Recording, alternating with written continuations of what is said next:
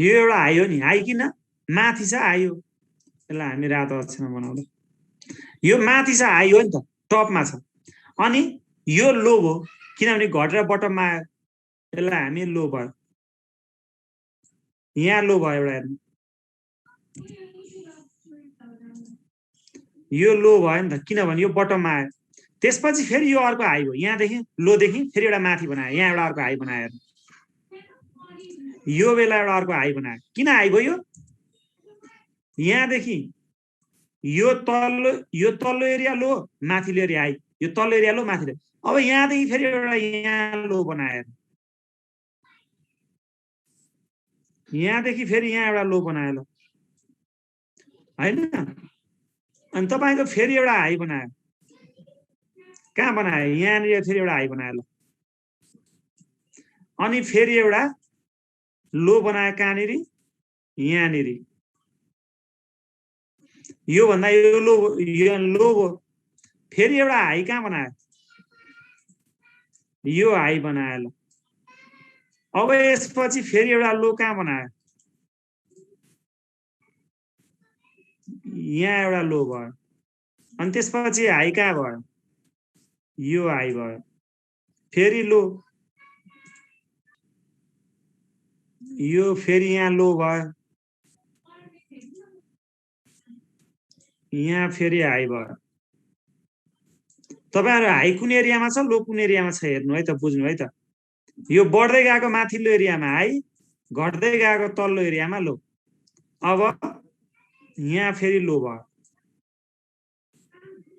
अब हाई हेरौँ अर्को, यहाँ हाई भयो, यहाँ लो भयो,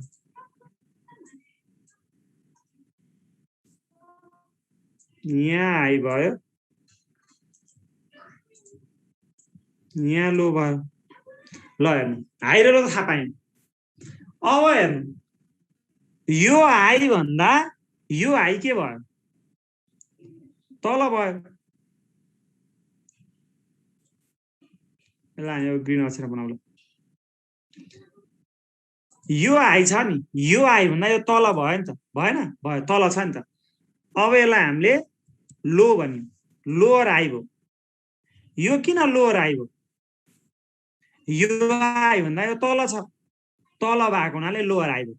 अब हेर्नु, यो लो भयो, यो लो भन्दा यो लो के छ? तल छ। यो लो भन्दा यो लो तल छ, हो, लोअर लो भयो। अब हेर्नु फेरि, यो हाई भन्दा फेरि यो हाई तल छ, यो हाई भन्दा यो हाई तल छ, फेरि लोअर हाई भयो। यो हाई भन्दा यो तल भएर लोअर हाई भयो, यो लो भन्दा यो लो तल भएर लोअर लो भयो। यो हाई भन्दा फेरि, अब यहाँ हेर्नु, फेरि यो हाई अझै तल छ, फेरि यो हाई भन्दा यो हाई अझै तल छ, फेरि लोअर हाई भयो। अब यो लो भन्दा अर्को लो हेर्नु, अझै तल छ, यो लो तल छ, लोअर लो भयो। अब हेर्नु, यो हाई भन्दा यो माथि भयो, अब के भयो होला? यो हाई भन्दा यो हाई माथि भयो, यो भयो हायर हाई। तल हुँदा लोअर हाई भएको थियो, यो हाई भन्दा यो तल, अब यो हाई भन्दा यो हाई माथि भएपछि हायर हाई भयो। अब हेर्नु, यो लो भन्दा यो लो के छ? तलै छ अलिकति, यसलाई हामीले लोअर लो नै भन्यौँ। अब हेर्नु, अब यो लो चाहिँ के छ त? यो लो भन्दा माथि छ, यो लो भन्दा यो लो माथि छ, यो लो पोइन्ट भन्दा यो लो पोइन्ट माथि छ, हायर लो भयो। अब यो हाई भन्दा यो माथि भएको हुनाले यो हायर हाई भयो, यो लो भन्दा यो लो माथि भएको हुनाले यो हायर लो भयो, यो लो भन्दा माथि भएको हुनाले। अब फेरि हेर्नु, यो पनि त्यो हाई भन्दा माथि छ, अब यो लो हेर्नु त, यो लो भन्दा माथि छ, यसलाई फेरि हामीले हायर लो भन्यौँ। अब यो हाई पनि यो तल, यो हाई भन्दा माथि छ, अब यो लो भन्दा यो लो माथि छ। ल अब तपाईहरुले बुझ्नुभयो नि, हायर हाई र हायर लो भनेको, हैन? एउटा हाई र लो हुने भयो।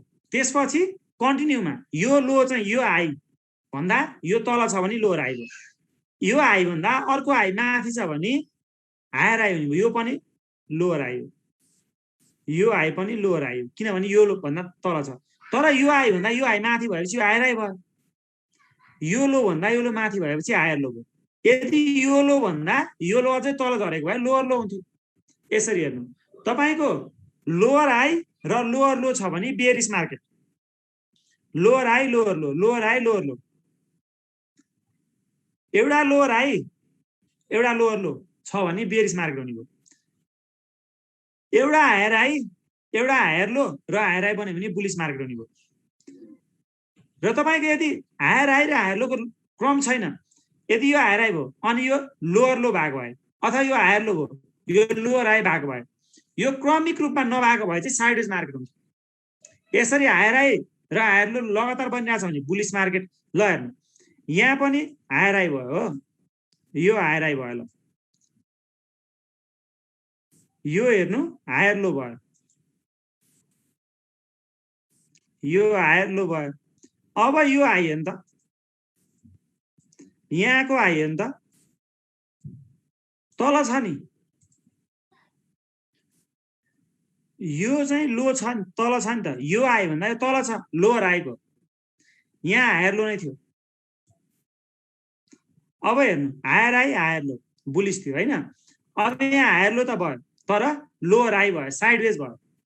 अब यो लो भन्दा यो तल आछ, यहाँ हेर्नु लोअर लो भएपछि बेयरिश भयो, फेरि हायर हाई बनायो, के भयो लोअर लो र हायर हाई साइडवेज भयो। अब फेरि हायर लो भयो भने बुलिश भयो फेरि। त्यसरी हामीले डाउ थ्योरी अनुसार ट्रेन्ड एनालाइसिस गर्ने हो।